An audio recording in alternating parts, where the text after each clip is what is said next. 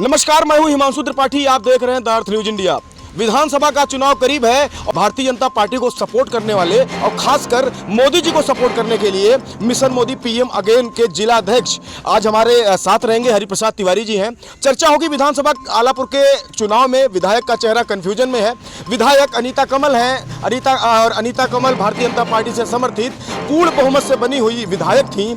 आज उनके चेहरे को लेके पूरे विधानसभा में तरह तरह की बातें होती हैं। बातें होती क्यों हैं? मुद्दा विकास का है। विकास कहां गुम हो गया? सड़कों पर गड्ढा मुक्त सड़क योजना कहां चली गई कि आज जो सड़कें मुख्य मार्ग है वो कहीं ना कहीं तो बने नजर आते हैं, लेकिन मुख्य मार्ग को गांव और सुदूर लोगों देहात से जोड़ने वाले संपर्क मार्ग बड़े ही दूषित हैं। आज हम मुद्दों पे कुछ बात करते हैं। आगामी विधानसभा के चुनाव में क्या कुछ नया होगा? मिशन मोदी पीएम अगेन, यानी कि जाहिर सी बात है आप मोदी जी को सपोर्ट करते हैं। भाजपा और मोदी में अंतर क्या है?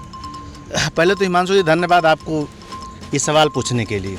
आपने पूछा कि भाजपा और मोदी जी में अंतर क्या है, तो एक बाप और एक बेटे में क्या अंतर हो सकता है, एक परिवार और एक बेटे में क्या अंतर हो सकता है। भाजपा एक पार्टी है, मोदी जी उसके एक कार्यकर्ता हैं, मैं भी एक कार्यकर्ता हूँ। मोदी पीएम अगेन का बैनर है, जिला अध्यक्ष अम्बेडकर नगर आप बनाए गए हैं, बड़ी जिम्मेदारी दी गई है आपको, तो जाहिर सी बात है मोदी जी को सपोर्ट करते होंगे कहीं ना कहीं। भाजपा को भी सपोर्ट करते हैं? हाँ, 100% मोदी जी को सपोर्ट करेंगे तो मोदी जी तो भाजपा ही है। दो प्रश्नों में आपने मोदी जी और भाजपा को सिमिलर किया कहीं ना कहीं। गड्ढा मुक्त सड़क योजना कहाँ चली गई है जानते हैं? देखिए ऐसा है ना कि आप गड्ढा मुक्त, आप जिस योजना की बात कर रहे हैं, आप एक पॉइंट लेके चल रहे हैं। अच्छा, जो गड्ढा मुक्त पॉइंट की कमी नहीं हमारे पास है।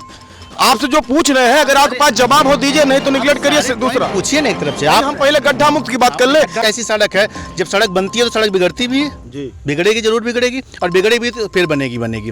तो जो सड़क अगर बनी है, अगर नई सड़क बनी होगी तो आपको प्रॉपर दिख रही होगी। आपके सामने ये सड़क दिख रही है, देखिए कहाँ गड्ढा मुक्त है, बताइए हमको। ये सड़क देखिए आप, इधर चेहरा तो अपना हाईवे है। अरे सर, सड़क तो हाईवे है। मतलब मैं आप किसी पार्टी विशेष को खाली उसको क्रिटिसाइज मत करिए। आप अगर पॉइंट की बात करें तो आप चारों तरफ आइए। अगर किसी गांव की सड़क की बात करें, अगर बारिश होती है तो आपको ये पता है कि बारिश होगी तो बारिश में अगर गाड़ी, अगर ओवरलोड ट्रक चलेंगी तो सड़क टूटेगी तो उसका रिपेयर कितनी जल्दी रिपेयर हो रहा है सड़क का। इन सड़कों का देखिए आप। चलिए, चलिए आपको लगा कि हम दिखाइए लोगों को, आपको लगा कि हम क्रिटिसाइज कर रहे हैं। बहुत बढ़िया है, बहुत बढ़िया है। ये समाजवादी की सरकार में बना हुआ है, समाजवादी सरकार में बना है। सुनिए, अच्छा दूसरा प्रश्न, सुशासन। विधानसभा आलापुर की केवल पर्टिकुलर बात करें, थाना जहांगीरगंज, राजे सुल्तानपुर और आलापुर थाना, 3 थाने आते हैं। ठीक है। 5 लाश मिली है 3 महीने के अंदर। ठीक है। 1 दर्जन चोरी हुई है, छिनैती होती है, महिला उत्पीड़न होता है। कहाँ गया आपका सुशासन? ऐसा है ना कि आप जिस सुशासन को कह रहे हैं, ये ऑन पेपर दिखाइए ना। आप अगर मतलब कि हमारे साथ कुछ हो, एफआईआर ना लिखी जाए तो आप उस पेपर की बात करेंगे? नहीं सकता कि एफआईआर आज की डेट में ऑनलाइन एफआईआर है सर। आप किस दुनिया में है? हमारे जो देश का जो आज का जो विकास है कि आपको अगर आपका दरोगा एफआईआर नहीं लिख रहा है तो आप जाके एफआईआर ऑनलाइन कर दीजिए। और एफआईआर अगर ऑनलाइन होती है तो उसका एक प्रोसेस होता है, उसकी विवेचना की जाती है। दरोगा को एक जवाब देना पड़ता है कि इस एफआईआर के अगेंस्ट क्या हुआ। तो ऐसा हो ही नहीं सकता कि एफआईआर न की जाए। कौन सी दुनिया में अब आप उस सरकार बदल चुकी है, बहुत परिवर्तन हो चुका है। उस सरकार में नहीं है कि आपके साथ कुछ भी हो जाए और आप थाने के अंदर न घुस पाए, आप ऑनलाइन एफआईआर करा सकते हैं। ये बताइए कि भारतीय जनता पार्टी के जो कुनबे नजर आते हैं, आपका कितना बढ़िया आप है और कितने बढ़िया आपके प्रदर्शन है। विगत चुनाव ने आपको बताया, सीट आप कहीं ना कहीं से ब्लॉक प्रमुख और आपके ही विधायक के घर के लोग प्रधान, ग्राम प्रधान के सदस्य नहीं बन पाए। ये आपकी लोकप्रियता है। मेरी लोकप्रियता नहीं है, उनकी व्यक्तिगत लोकप्रियता, पार्टी की लोकप्रियता नहीं है। मैं इसीलिए मोदी और भाजपा का अंतर पूछ रहा था। व्यक्तिगत लोकप्रियता देखिए, आप अपनी बात पे आए वापस। मेरी बात समझिए। अगर विधायक के कोई रिलेटिव्स या उनके पेरेंट्स के या उनके जानने वाला कोई चुनाव हार जाता है तो इसमें पार्टी की गरिमा का ना जोड़िए। पार्टी अपना काम कर रही है और पार्टी का आपको रिजल्ट आपको दिख रहा है।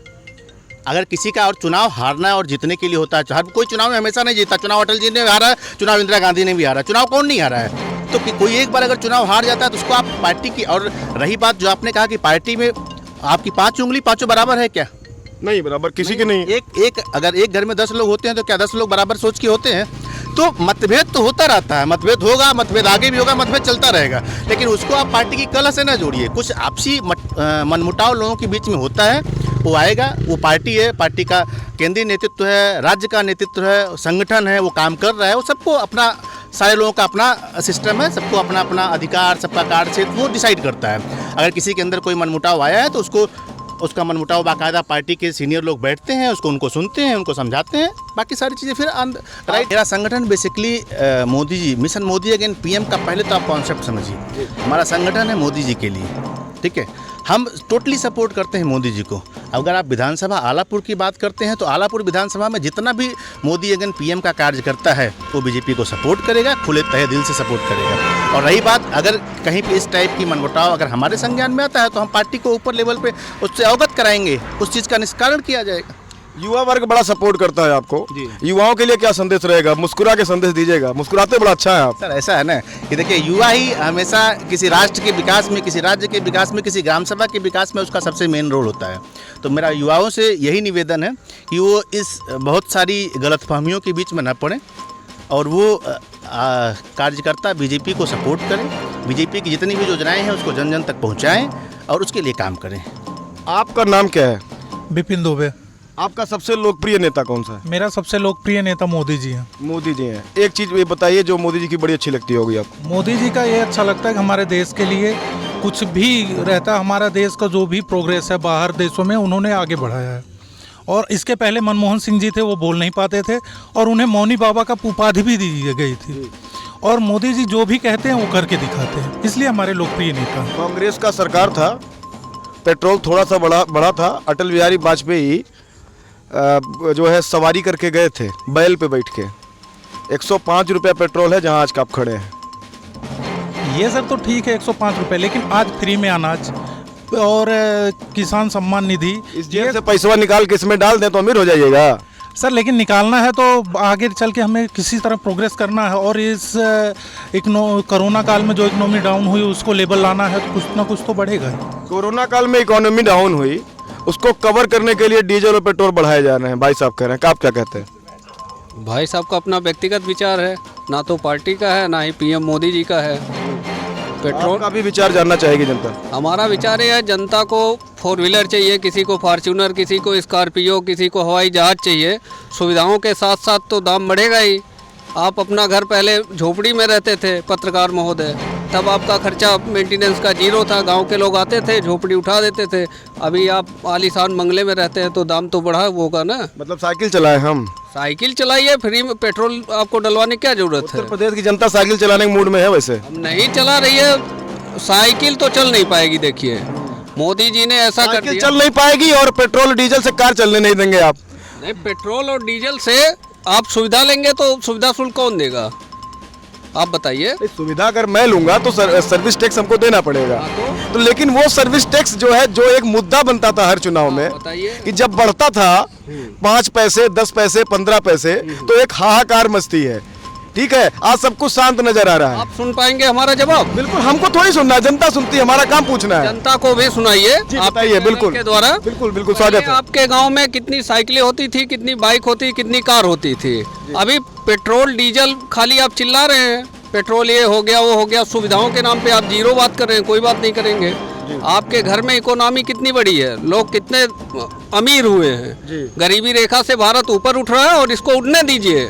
ना तो मोदी जी का विरोध करिए, ना पार्टी का विरोध करिए, ना पेट्रोल डीजल का विरोध करिए। आपको अच्छा सा सपोर्ट मिल रहा है, आप बहुत आगे निकलिए, देश को आगे बढ़ाइए। आज कहाँ आप खड़े हैं? हिंदुस्तान का पूरे विश्व में नाम है। अमेरिका जैसे देश आपको इज्जत दे रहे हैं, नहीं तो पगड़ी उतार दी जाती थी, किसी का कच्छा उतार दिया जाता था, ऐसा होता था एयरपोर्ट पे अमेरिका में। अभी आप मान सम्मान से बढ़ के कोई चीज़ नहीं, आपको पूरे विश्व में सम्मान मिल रहा है। 100 करोड़ वैक्सीन लगा चुके हैं आप, पूरे विश्व में कोई कर पाया है? नहीं, सारी सुविधाएं फ्री हैं।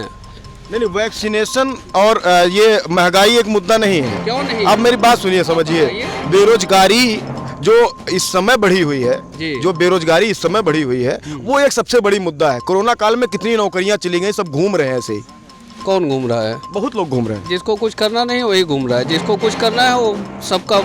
इसीलिए श्रम कार्ड सबका बन रहा है। जो घूम रहा है, जो लेबर मनरेगा में ड्यूटियां करवाएंगे सबसे। नहीं, जो श्रमिक है, जिस वर्ग का है, उसको पार्टी की ये योजना है, सबको उस लेवल का काम दिया जाएगा। आपका बहुत बहुत धन्यवाद। बने रहिए द अर्थ न्यूज़ इंडिया के साथ। नए लोकेशन पे अगली बार फिर हाजिर होते हैं।